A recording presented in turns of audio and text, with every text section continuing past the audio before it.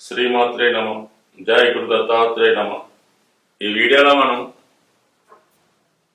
వృశ్చిక రాశి వారు జీవితంలో వారు అభివృద్ధి చెందాలంటే ఏ విధమైనటువంటి జాగ్రత్తలు తీసుకోవాల్సి ఉంటుంది, వాళ్ళు జీవితంలో ఎవరిని నమ్మాలి ఎవరిని నమ్మకూడదు అన్న విషయాన్ని జనరల్గా వారు పుట్టినటువంటి జన్మ రాశి లేదా జన్మ లగ్నాన్ని బట్టి మనం ఈ వీడియోలో పరిశీలించే ప్రయత్నం చేద్దాం.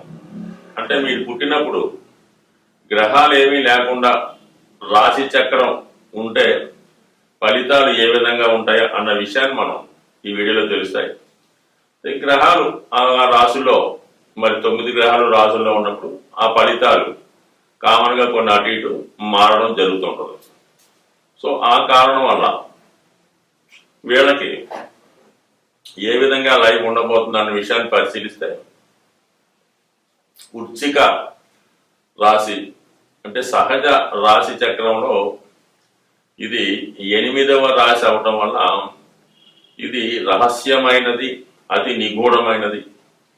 అందుకే చాలా మంది ఈ వృశ్చిక రాశి వారి ధనం ఏ విధంగా సంపాదిస్తున్నారు, వాళ్ళ జీవనోపాధి ఏ విధంగా గడుస్తుంది అన్న విషయాన్ని చాలా మందికి తెలియదు. ఎక్కువ మంది వీళ్ళు సీక్రెట్ సంబంధించినటువంటి వృత్తిలో ఉండడం జరుగుతుంటుంది. అంటే ఏదో సిబిసిఐడి అవ్వచ్చు, పోలీస్ ఇన్ఫార్మర్లు అవ్వచ్చు, ఇంకా ఏదైనా దేశ రక్షణ సంబంధించిన విషయాలు కనుక్కునే వాళ్ళు వచ్చు, లేదంటే ఏదైనా సంస్థకి పరిశీలకులుగా సాధారణ జనంతో కలిసిపోయి గూఢచారిగా వర్క్ చేస్తూ ఉంటారు.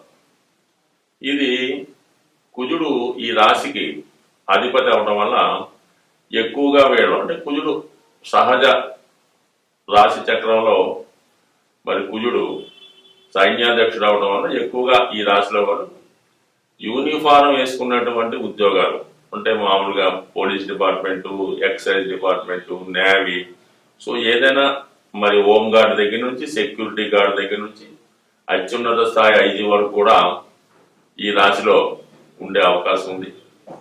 సో వీళ్ళకి రాష్ట్రాధిపతిగా ఉన్నటువంటి కుజుడు 6వ స్థానాధిపతిగా ఉన్నటువంటి మేషరాశి కూడా కుజుడు అవడం వల్ల ఈ వృత్తిపరంగా వీళ్ళకి కంపల్సరిగా ఈ పోలీస్ డిపార్ట్మెంటు దీని సంబంధించిన విషయాల్లో చాలా పైకి రావడం జరుగుతుంటుంది. అలాగే వృత్తిలో వీరికి వీరే పోటీగా ఉంటారు.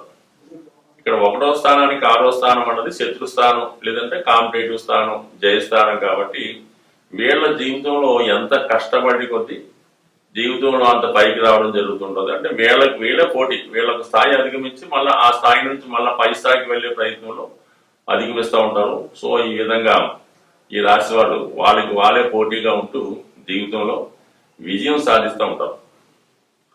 సహజ భాగ్యస్థానాధిపతిగా ఉన్నటువంటి గురువు వీళ్ళకి ధనస్థానాధిపతి అవుతున్నాడు. భాగ్యాధిపతే ధనస్థానాధిపతి కావటం వల్ల అంటే వీళ్ళు సంపాదించే సంపాదన చాలా నిజాయితీగా ఉంటుంది.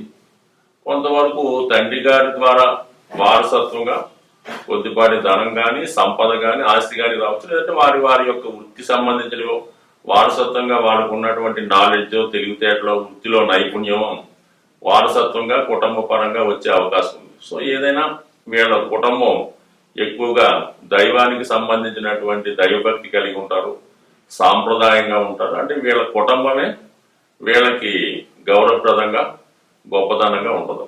సో ఈ విధంగా సహజ భాగ్యాధిపతి గురువు వీళ్ళకి ధనాధిపతి అవడం వల్ల మంచి కుటుంబాన్ని, నిజాయితీ అయిన ధనాన్ని సంపాదిస్తారు. ఉన్నది ఉన్నట్టు యథార్థంగా మాట్లాడుతుంటారు.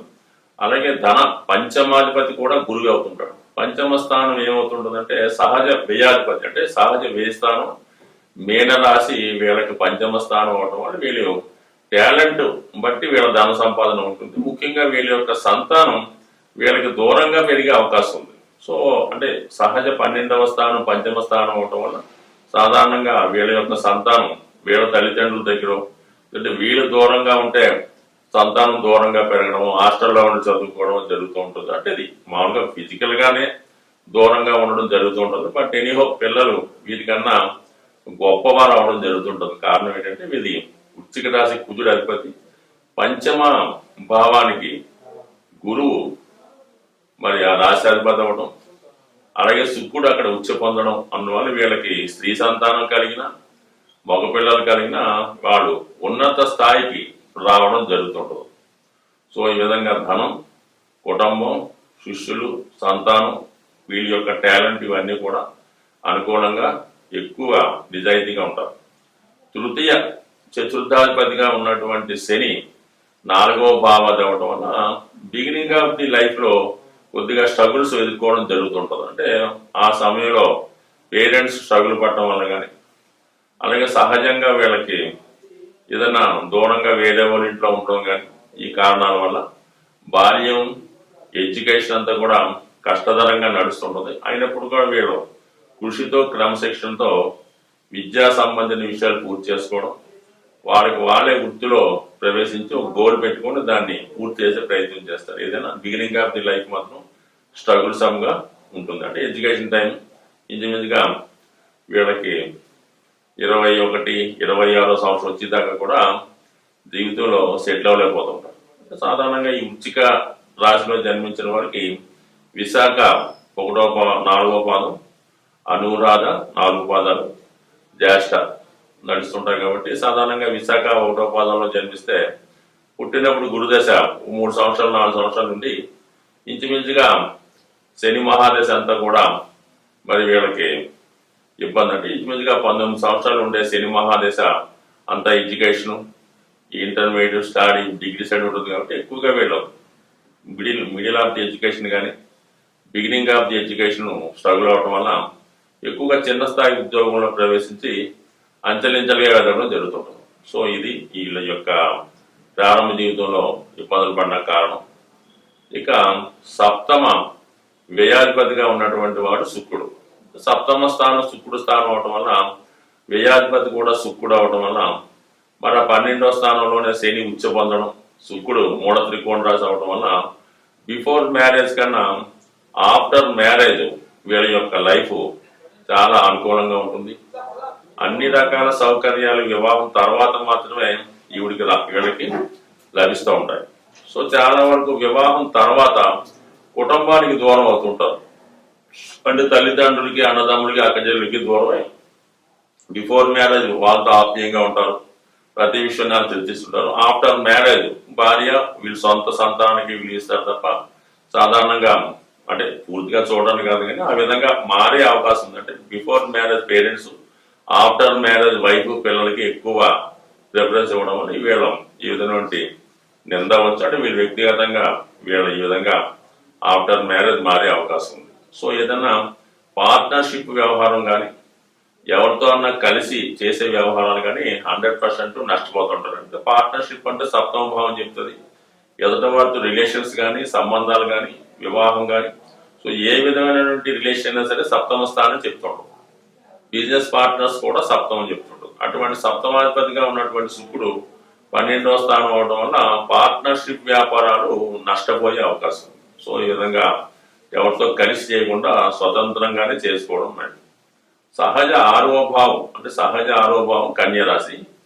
అది వీళ్ళకి లాభరాశి అవటం వల్ల 99% వీళ్ళు ఉద్యోగమే చేసుకోవాలి. ఎందుకంటే షష్టాధిపతి లాభస్థిరాడు కంటే ఉద్యోగ రీత్యానే ధనం సంపాదించుకోగలుగుతారు.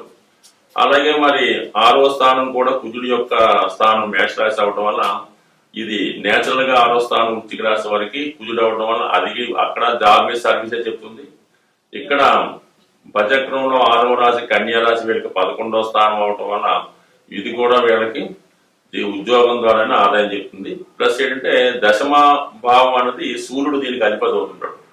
అంటే దశమ భావం సహజంగా గవర్నమెంట్ ప్లానెట్, రాజరిక ప్లానెట్ కాబట్టి రవి కాబట్టి ఎక్కువ శాతం వీళ్ళ యొక్క సామర్థ్యాన్ని బట్టి వీళ్ళు పడే శ్రమను బట్టి ప్రభుత్వ ఉద్యోగం ఎక్కువ వచ్చే అవకాశం ఉంది. ఎక్కువ 99% ఈ వృశ్చిక రాశి వారికి ఇందాక అనుకున్నటువంటి యూనిఫామ్ వేసుకున్నటువంటి డిపార్ట్మెంట్లు, ఎక్సైజ్, పోలీసు లేదా వైద్య వృత్తి సంబంధించిన వాటిలో ఎక్కువ గవర్నమెంట్ సర్వీస్ ఎక్కువ అవకాశం ఉంది. కాబట్టి ఈ రాశి వారు చిన్నప్పటి నుంచి గోల్ పెట్టుకుంటే కంపల్సరీగా ప్రభుత్వ ఉద్యోగం అంటే సహజ దశమాధిపతి రవి అవడం వల్ల వీళ్ళకి ప్రభుత్వ ఉద్యోగం వచ్చే అవకాశం ఉంది. సహజ సైన్యాధ్యక్షుడు అంటే ఇందుకే రక్షణ శాఖకు సంబంధించింది కుజుడు ఈ రాశికి అధిపతి అవడం ఎక్కువ శాతం గవర్నమెంట్ సర్వీస్కి అవకాశం ఉంటుంది.